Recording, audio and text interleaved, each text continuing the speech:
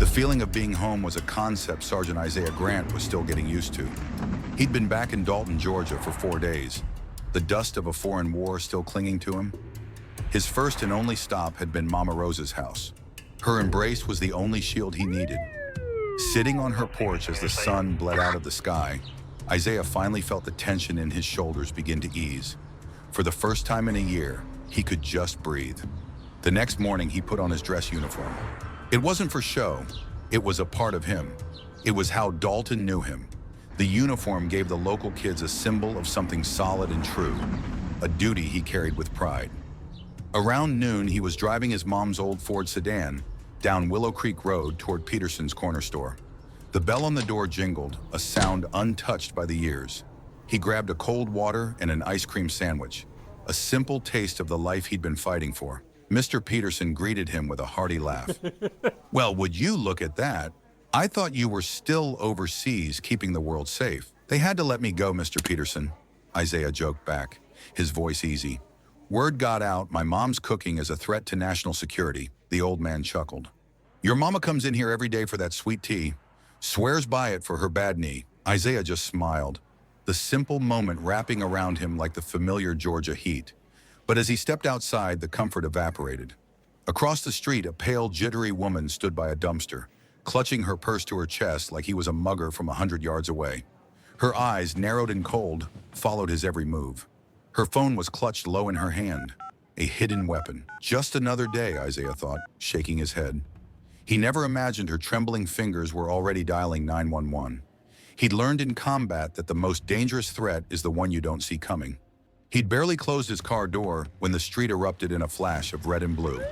A police cruiser screeched to a halt right behind him, its siren dying with a pathetic yelp. Another swerved aggressively, blocking him from the front. His hands went to the steering wheel instinctively, open, still, non-threatening. His ice cream began to melt, completely forgotten. In his rearview mirror, 2 officers emerged. The driver, a thick-set man named Miller, moved with an arrogant swagger, his hand already resting on his holstered weapon, as if he was daring the world to give him a reason. Isaiah's Ranger training took over. Stay calm, move deliberately, give them no excuse. Officer Miller marched to the window and rapped the glass hard with his knuckle. He didn't ask for a license. He didn't ask a single question. He just barked an order. "Out of the vehicle, now!" Isaiah looked at the man, his own composure a stark contrast to the officer's raw aggression. "Is there a problem, officer?" Miller's lip curled into a sneer. "Yeah, there's a problem. The problem is you. Now get out of the damn car before I pull you out." His eyes swept over the army dress uniform with undisguised contempt. "Look at this guy," he thought. "Thinks the costume makes him special." Isaiah opened the door slowly. His movements were measured, his hands always visible. This was his home, yet he felt the old, familiar tension of being behind enemy lines. His military ID was clipped to his uniform, impossible to miss. "I'm Sergeant Isaiah Grant," he stated, his voice a calm, solid anchor in the brewing storm. "United States Army Rangers." Miller squinted at the name tape on his uniform with deliberate ignorance. "Says here your name is Grant," he mispronounced, dragging the name out like an insult. "And I don't give a damn what costume you're wearing. We got a call about a suspicious man causing trouble." "Causing trouble?" Isaiah repeated, the ugly accusation hanging in the humid air. "Sir, I just bought a bottle of water at the store." "That's not what we heard," Miller snapped, stepping closer, crowding Isaiah's space. Before Isaiah could process the move, Miller grabbed his arm, spun him hard, and slammed him against the side of the car. The metal frame bit into his ribs. "You're going to learn some respect." Cold steel snapped around his wrist, cinched painfully tight. Click. Then the other wrist. Click. The cuffs were locked, their metallic chill a profound violation. Across the street, the woman who'd made the call watched with a look of grim satisfaction. A small crowd was gathering. Jamal, a young mechanic from the local garage, stood frozen for a beat before his hands, shaking with fury, raised his phone. "Hey, what the hell are you doing?" Jamal yelled, his voice cracking. "That's Sergeant Grant. The man's a damn war hero." Miller shot him a venomous glare. "You better back off, kid, or you're next." He turned back to Isaiah, yanking him upright by the cuffs. "Now, as I was saying," he said, his voice low and menacing, "we'll get your little story straight down at the station. Isaiah stood firm, his gaze unwavering, his mind a whirlwind. Escalating this physically was a losing battle. The only weapon he had left was the truth. "My name is Sergeant Isaiah Grant," he repeated, his voice louder now, projecting across the street for all to hear. "My commanding officer is Colonel Harding at Fort Sterling. I suggest you make a call." Miller just laughed, a short, ugly bark.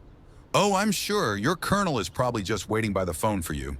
But Jamal, refusing to be silenced, was already dialing. "This isn't right," he muttered, his thumb mashing the call button. He was calling the one man whose authority even a cop like Miller couldn't possibly ignore.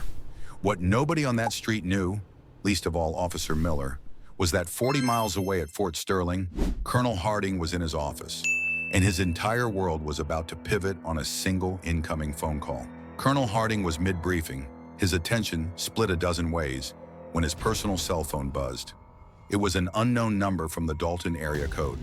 He answered with a clipped, "Harding." "Colonel Harding, my name is Jamal. I work at the garage down the street from Sergeant Grant's mother. Sir, the Dalton PD has him in handcuffs outside Peterson's corner store. He's in his full-dress uniform. He didn't do a thing, and they're treating him like a criminal." Colonel Harding sat bolt upright, his posture instantly turning to granite.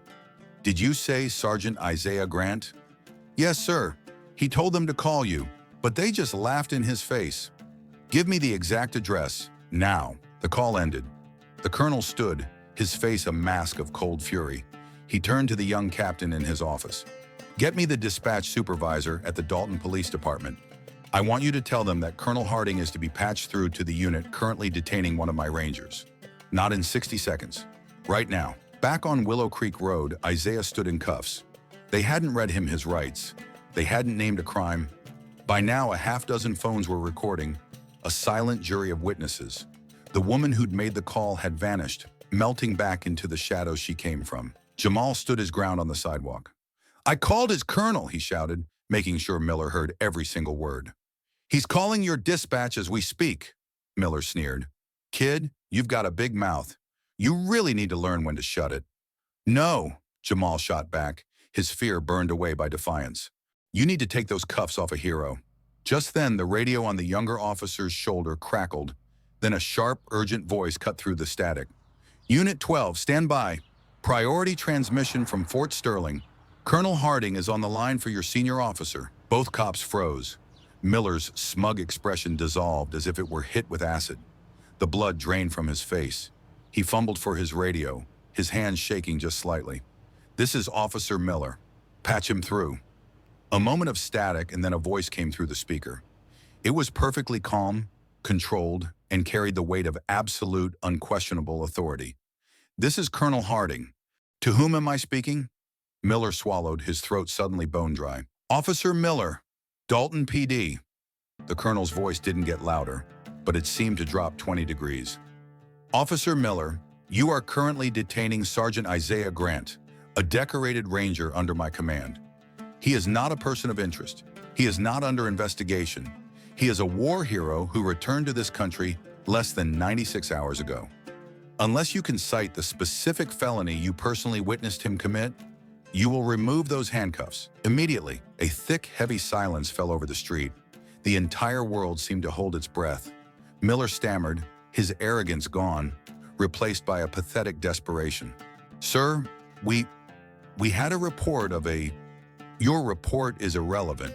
Colonel Harding's voice sliced through the radio like ice. "I deal in facts.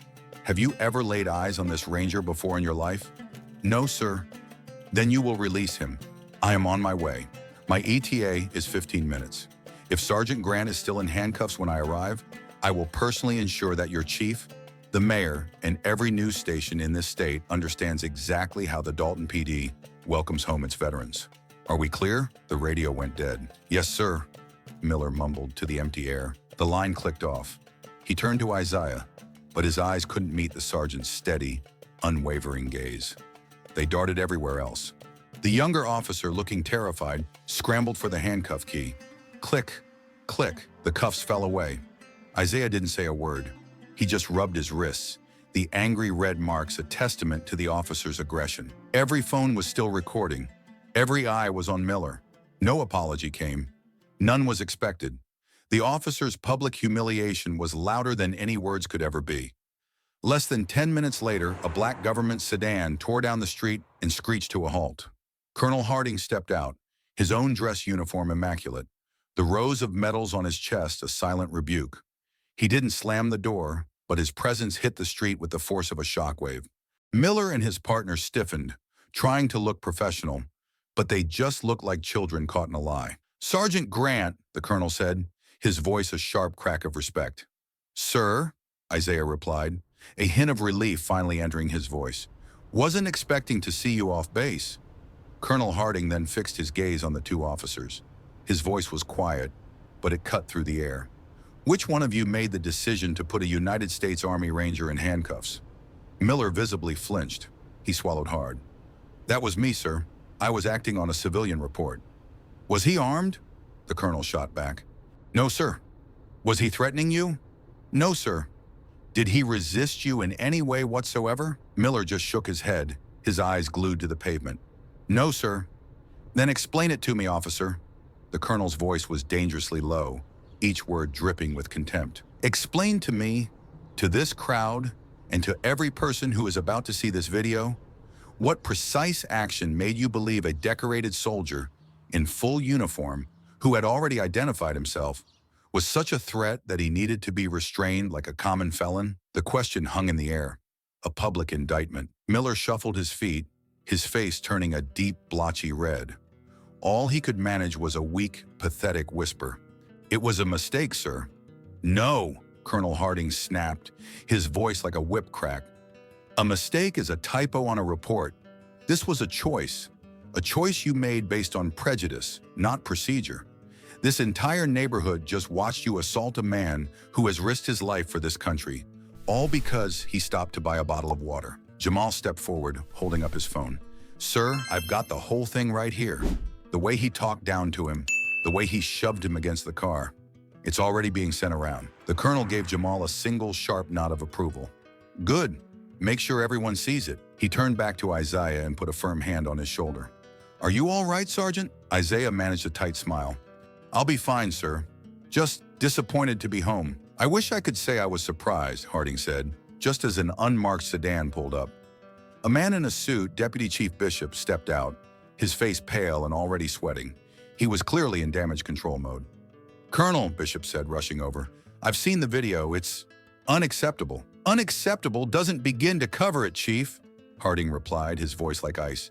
"This is a disgrace, and you need to get ahead of it, because in 30 minutes, that video won't just be a local problem. It'll be national news, and your department will be the new poster child for police misconduct." "We're launching an immediate internal review," Bishop said quickly. "Both officers will be placed on administrative leave, effective immediately." Harding laughed, a harsh, humorless sound. "Leave? You think a paid vacation is justice? That's not even close." He took a step toward the deputy chief, his presence dominating the space between them. "Here's what's going to happen. You are going to fire this officer. Today. You are going to hold a press conference, and you are going to announce it. You will tell the public exactly what he did, and exactly how you are going to cut the cancer out of your department. That is the only acceptable outcome." Deputy Chief Bishop stared, speechless, as the colonel's words hung in the air like a death sentence. "Yes, sir," he finally choked out, already fumbling for his phone. By that evening, the video was a firestorm. It wasn't just a news story. It was a symbol of injustice that enraged people across the country. The Dalton Police Department's phone lines were overwhelmed. The pressure was unbearable. But the real justice wasn't on television. It happened in a small, sterile office at the downtown precinct. Miller sat opposite Deputy Chief Bishop, his face ashen. He'd been called in an hour ago, his swagger gone, replaced by a raw, gnawing fear. "I've reviewed the unedited body cam footage, Miller," Bishop said, his voice flat and dead. "I've read 17 formal complaints filed against you in the last 2 years alone. But this time, there's a video, there's a colonel, and the entire country is watching." He slid 3 items across the polished desk: a resignation form, a pen, and a cardboard box. "You have 2 options," Bishop continued, his voice devoid of any sympathy. "You can sign this, walk out of here, and disappear, or you can refuse, and I will terminate you for cause, which will ensure you can never be a police officer again, anywhere. Then I will personally hand your entire file to the district attorney's office to consider criminal charges for assault." Miller stared at the paper, his hands trembling. His career, his authority, his very identity. It was all evaporating in this quiet, humiliating room. He looked up, searching for a lifeline, but found only the cold, hard stare of his superior. Slowly, he picked up the pen. "Your badge and your weapon," Bishop ordered. With a shaking hand, Miller unclipped the badge from his uniform. It felt weightless, a cheap piece of tin. He placed it on the desk. Then he unholstered his service weapon, cleared the chamber, and laid it beside the badge. The sound of the plastic hitting the wood was deafeningly final. He signed the paper, his signature a pathetic, illegible scrawl. His final act as a police officer was one of complete and utter surrender. That night, Isaiah sat on the porch with Mama Rose. The air was calm. The street was quiet. "They fired him," she said softly. It wasn't a question. "Yes, ma'am," Isaiah replied, looking out at the peaceful dark. "They did." She put her hand on his. It was warm, steady. "You didn't start that fight, baby, but you sure as hell finished it." A car drove by, and the driver, a neighbor, gave a small wave. Isaiah waved back. No cameras, no flashing lights, just the quiet satisfaction of a debt paid in full. Justice didn't always need to shout. Sometimes it was as simple and as powerful as a corrupt man being forced to hand over his badge.